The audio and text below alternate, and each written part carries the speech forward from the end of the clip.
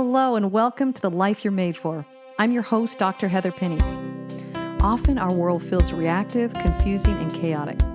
On this show, we're going to slow down together. Take a breath, listen, and learn. We'll be joined in conversations with influential thinkers who will help us make new connections, understand our unique potential, check the beliefs we hold, and learn how to overcome unexpected challenges. I know that each and every one of us holds our own inner clarity, confidence, and courage, what I call 3C living and leading. So let's go after it together. I'm cheering you on. Hello, my friends.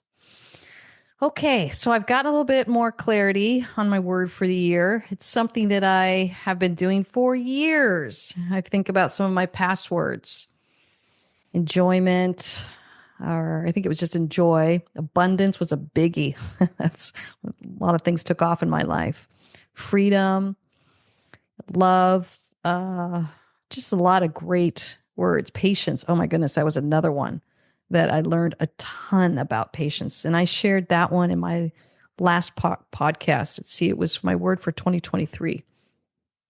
So what I have found is that our words, when it teaches us things, it kind of lends us to a new year where there's a new word that begins to emerge.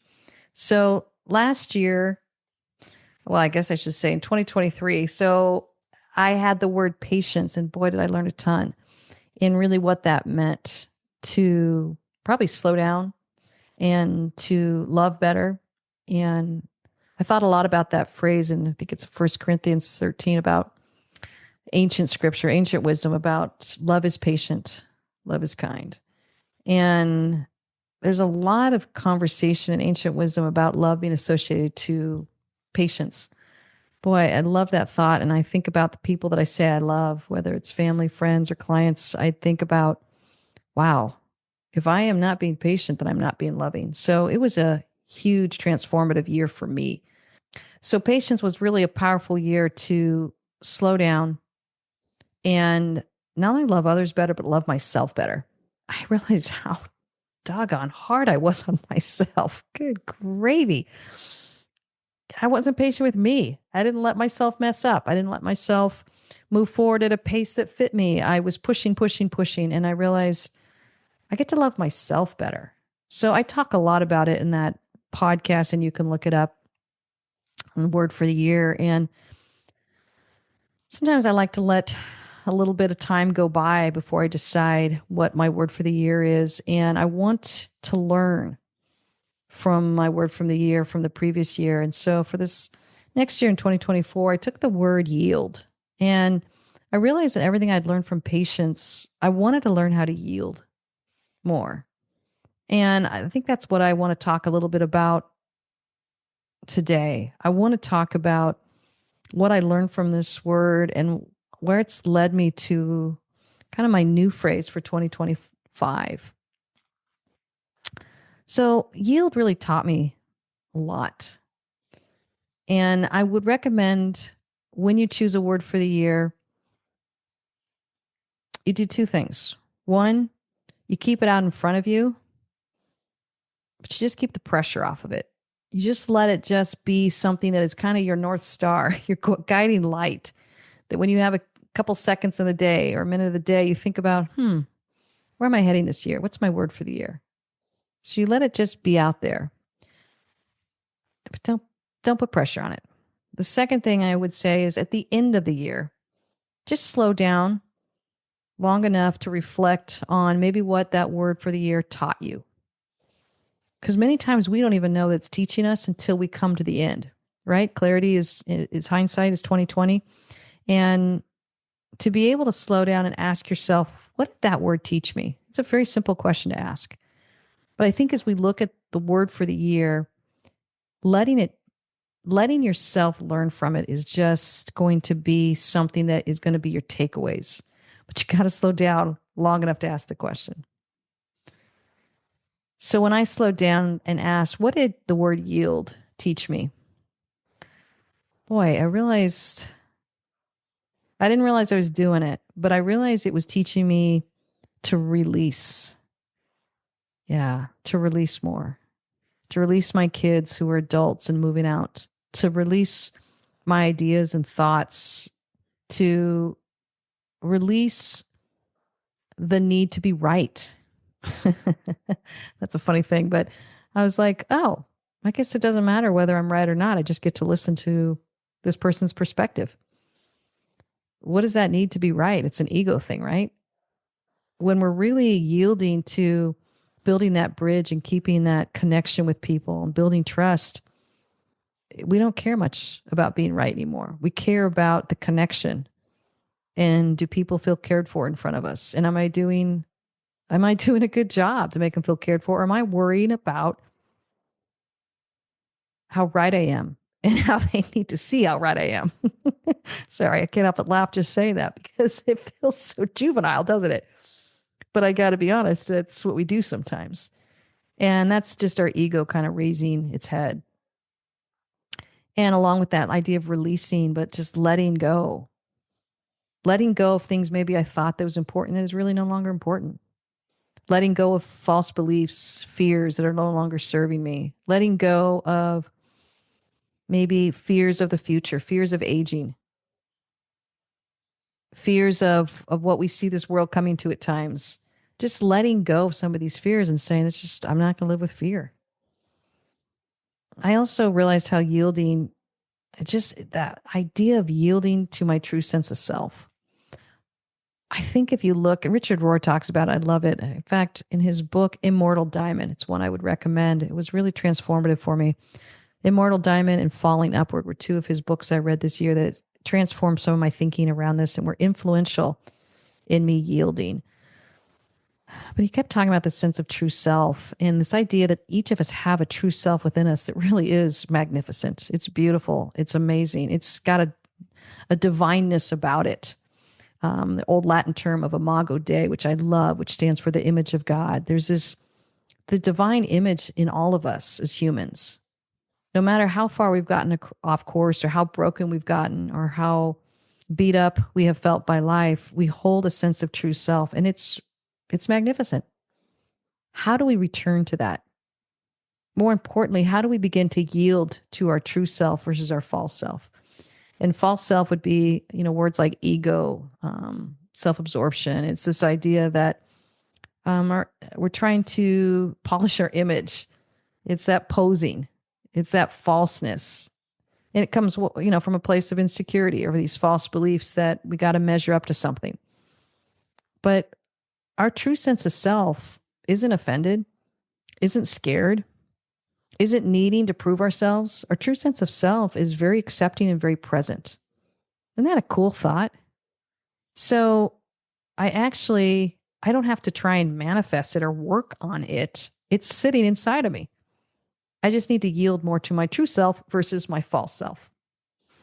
Pretty deep thoughts, isn't it? But I love that idea that I think I was getting ready to work on one more thing and I realized, oh my gosh, my true self just lives in me. I just need to learn to yield to that more. And then recognize when that false self is raising its head to prove itself, to be right. It's usually scared of something or fearful that they're getting overlooked or ignored or irrelevant. These are things we do. Unloved, unworthy. These are things we do to, appease these deep need to be seen and valued and heard. We all have that. The other thing too I learned is just yielding to you get to love your false self too. It's an important part of forming who you are. You just get to be fully present. And this idea of being present to your false self and your true self and allowing that true self to really come forward more. I just love the language around that to honor really the life that I'm made for. My best self and my truest self knows how to love, that knows how to care, knows how to be compassionate, knows how to engage peace and joy. It knows how to love others well. It knows how to do this instinctively. And so allowing yourself to just slow down and access that true self, that was a real important of yielding to me. And in that process too, just learn how to respond with patience and compassion. Again, I think it was building on the word from the previous year as I realized that I wanted to be a person of patience. And more importantly, I was not being patient, mainly because I was not patient with myself. You know, we treat people how we treat ourselves. We like to think that we don't, but we do. It ekes out. And I've worked enough with people, and I've worked enough on my own personal journey to realize this is not an area I will lie to myself. I will be honest with myself that if I can't love myself, I cannot love other people better. So yielding to that truth and that honesty was huge for me. We have to yield to the way the world works. And if you're anything like me, sometimes I try and reform how the world works. I try and make it work on my own terms. I try and reinvent it. I try and act like it's not really happening. You know, why? Because it's uncomfortable. Until we really make that commitment to, no, I'm going to yield to honesty, to truthfulness, and recognizing the laws of the universe, recognizing that there is a way that the world works. There's a way that life works. And I can either fight it, or I can pretend like it's not, or I can start asking better questions and stay curious and say, what does my true self really want right now? And why is my false self raising its head? Why is my false self needing to be right? Why is my false self trying to prove something? Why is my false self right now worried about how I look in the situation? I was thinking recently, I flew in and did a retreat, and boy, I could feel myself needing to battle that false self.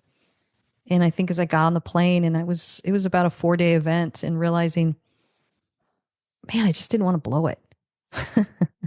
It's just such a terrible thought to be going in on, you know, like, really? That's my highest thought. Just don't blow it, Heather. But I realized it was that false belief that, what if I don't measure up? What if I don't get it right? And I really had to slow down and realize that's my false self. It's scared. It's kind of like you give it a hug and say, no, no, it's okay. The false self is signaling to us how to slow down and love ourselves better. So I just kind of slowed down, talked myself through it, and confided in someone else. I remember my husband called me and saying, hey, he was traveling at the time, and he's like, okay, how you doing? You know, what's your thought process like? How's your mindset? And I was like, I'm actually at peace now. But it was because I knew I had to really slow down and battle these false beliefs of measuring up and the fear that I was going to blow it, and recognizing, reaching for true beliefs that, no, I'm being led and guided.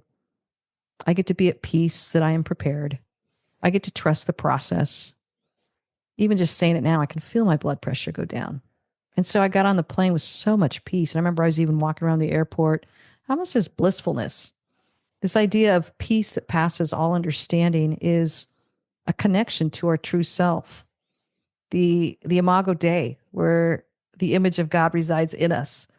We get to access that at any point. It's just, my goodness, if my false beliefs attached to my false self just don't run havoc at times.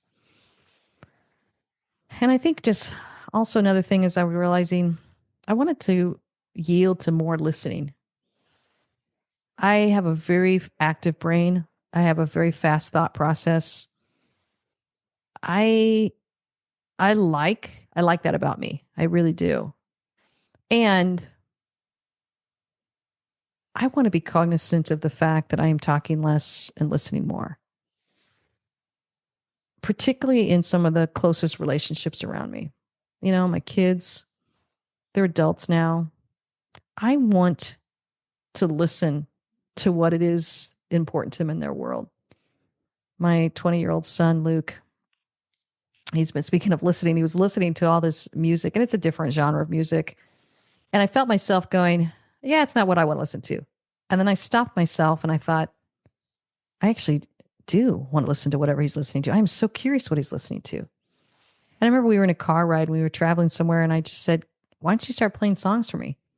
He started playing all these different songs to me. And I said, hey, would you make a playlist for me on Spotify? And I said, call it Luke, My Son. So I have this playlist on my Spotify account that's called Luke, My Son. And on there, he put about 10 songs.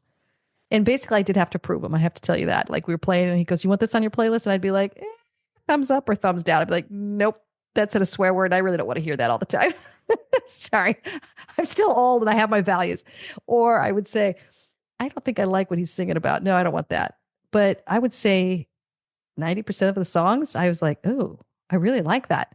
I wouldn't have been drawn to that initially, but I really like that. That's a really happy, upbeat song. Boy, I just listened to the words. I really like what he's saying, or I really love what she's singing about. And so we were talking about the lyrics, and it made me understand my son's heart. And I thought, wow, I'm so glad I listened to it. And I was just I listen to it in my workout sometimes because it's very upbeat. I just love the songs he's picked out to me for me. And I sent him a quick text the other day saying, hey, I just love these songs you've picked out. And he goes, you know what? I can send you a song every day. So he's been sending me songs every day. And some of them, they're fun. They're like throwback stuff that I even recognize. He loves the Eagles quite a bit. So I've been listening to some of those. And his faith is important to him as well. So he's sending me some different songs that even have some faith components in it. They're all over the map. And I love all of his genre. And I just thought that was a way I wanted to yield. I wanted to listen to what my son is listening to. I wanted to listen to my son's heart by listening to his music. And it's something that I wish I would have done it more. I think about that in my mothering, but I wish I would have done that more. But I'm not going to be hard on myself. And I said, I'm glad I'm doing it now, because my first instinct was, I want to listen to my music. And I don't know what's changed in me, but I'll put on his playlist. And even though it's not the songs that I would necessarily pick out, I just love them because I'm picturing my son listening to them. Does that all make sense? This idea of learning to listen in so many creative ways. My daughter loves, she's in the sciences and she's getting her doctorate in her physical therapy. Boy, I love listening to her talk about what she's learned in anatomy and chemistry and the body. It just is so foreign to me that I'll literally start pointing to different parts of the body. I go, what's that muscle called? What's that bone called? What's that? It's just the funniest thing because it's so new to me. And learning how to listen to what people are interested in and how to pull that out, particularly if we say we love them. Boy, I want to do that better and better. Listening to my clients. I was talking to someone today and I was listening to her and she was really struggling with her false beliefs. And I said, okay, what do you think the barriers are? Boy, I was so glad I asked that question. She really poured out her heart on some of the barriers that were holding her back from her false beliefs. Once she finished sharing that, I was like, okay, you ready to shift in your true beliefs? She goes, yeah, now I am. But she had to get that out of, she knew what her barriers were. She just needed someone to ask her and listen to it. And I'm learning part of listening really is yielding to the right question that pulls out the answers. The other thing I'm yielding to is resting. Good gracious, I'm an activist. I love going, going, going. Part of learning how to rest is learning more boundaries. And whether it's someone who wants to get together with me for professional reasons or personal reasons, man, I've had to learn how to what I call put down loving boundaries. And in the professional realm, boy, I get approached a lot by salespeople. I don't know how they find me, but they do. And learning how to step away from that. It's a lot of noise for me, but learn how to step away from that and how to not give it the time and attention that they're really clamoring for. That's been really important for me to learn how to rest and not take in all the different things that people are wanting attention from me about, but be able to just ask myself, is this something I want to give attention to? I have a lot of people who want to go into coaching that reach out to me. I love encouraging people in coaching. I really do. I think we need more great coaches out there, and we need more people step into this field that know the art of learning and growing and transformational living. We need that desperately. So yeah, I really want to cheer people on, but I no longer have the time to sit down and go to coffee with people. So I had to really stop and ask myself, how do I encourage people and have a conversation with them, but also keep a boundary right down with my work and all the traveling spaces I go? I just had to realize, oh, I can give them a 30-minute phone call occasionally, but I can't sit down and go meet them for coffee anymore or do that stuff. I just can't. That was an important boundary, but it was a beautiful compromise where I could still encourage some people to go into the field and support their thought process without giving too much from me. And it allowed me to rest. I did it the other day. It was just powerful. I had an amazing conversation. Actually, she used to be an old student of mine years ago. Of course, I want to encourage every student I've ever had in my classroom. And I hear they reach out to me sometimes decades later. Of course, I want to be there for them. But I couldn't go do the coffee. I'd been traveling and doing stuff, but I couldn't. I just could not fit that on my calendar. But I was really excited that I could have a phone call with her, and I told her exactly when I could, and she was great, responded, and I was able to be my best self, be fully present. And it was such an honor to hear where she was coming from. And I was so inspired by the decisions she was making. And I think, she'd been in my class, I want to say maybe 15 years ago. It's a long time ago, right? So it was just a fun catch up. And I was just glad that I could give her that, but I had to do it in my own time. Then after that, I saw my husband on the front porch and he was sitting there. Beautiful, one of those beautiful days with the sun is shining. Just got to go out there and rest with him and talk with him. Couldn't have done that. If I had tried to get over across town, meet for coffee, sit down, it would have taken too much out of me. As much as I want to do it, I am no longer able to do it. So I think yielding to what resting and boundaries look like. And then this is where there's a play on words that I absolutely love. When I began to realize what I was yielding to, here's what I began to yield more of. See the play on words with yield? You get to yield more fruit. You get to yield more results. And here's what began to yield in my life. I began to have more clarity around my priorities, around my boundaries. I began to yield more acceptance for where I am with myself in my own personal journey and some of the struggles I'm facing and some of the victories that I'm celebrating. Just acceptance, which is allowing me to accept where other people are at. I'm yielding more focus in my life. When I've, really learned how to yield to releasing, letting go, to listening, to kindness, to understanding boundaries, when I've yielded to that, I'm actually yielding more focus. I'm yielding more love, more joy, more understanding, more ease. And more importantly, I'm realizing I kind of have a new rhythm to my life, which I needed. Boy, I needed it. I was trying to, buy into that old false belief of got to keep people happy at the cost of my own happiness. No, I get to make people happy and be happy myself. And if it doesn't work on a mutual basis, it's not going to be a good fit for me. I don't have to apologize. I don't even have to understand all of it. I just get to say, is this going to be mutually beneficial for me as well? I need to pay attention to that. And so I began to just develop a whole new rhythm for how I want to work and how I want to live, and created my own sense of grace space around me that helps me, as I go to my book and think about it, helps me respond better, helps me to live in trust and freedom, connection, be constructive. These are all the things in grace space I talk about that we want to be about. Well, we can't do that naturally from our true self unless we are slowing down and creating a rhythm for life. And so as I look forward, I'm thinking about a new word. And boy, I've been noodling on this for probably several months now. But I think the one I've landed on is this idea of thank you. And I've decided on a phrase this year and versus a word for the year. I have a phrase for the year. And it's this idea of thank you for all of it. Thank you. This is the way I visualize it. Thank you, ... for all of it. And all is capitalized. I think I was separating too much in my desire to grow and be a better person and to show up really well in all areas of my life. A lot of times I was kind of putting things in categories of that's good, that's bad, that's right, that's wrong. You could do that better. Gosh, it was just not a place I wanted to live in. It was a very dualistic way to think. And I began to learn more to the value of living more integrated, of saying, boy, I just get to be thankful for all of it.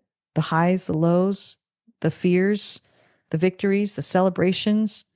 I'm feeling this new sense of just gratitude that I'm living. I'm showing up and I'm living life, and I'm fully engaged, and I'm learning as much from the things that give me joy to the things that give me sorrow.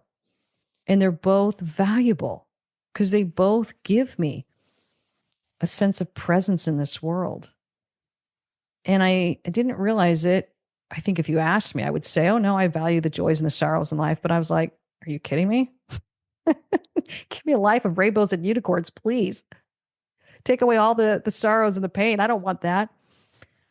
I am realizing that there's so much value in both. And I truly say that from an authentic space, not because it's what we're supposed to say, but I think I'm letting go of that more dualistic way of thinking of either or, black and white, in or out.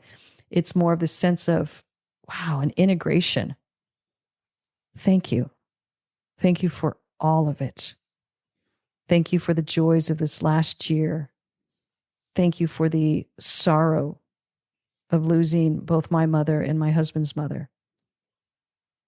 Thank you for the joy of going to Kauai over Christmas with my family. Thank you for the challenges I faced in my work. Thank you for the hardships with this conversation. Thank you for what I'm learning through this struggle.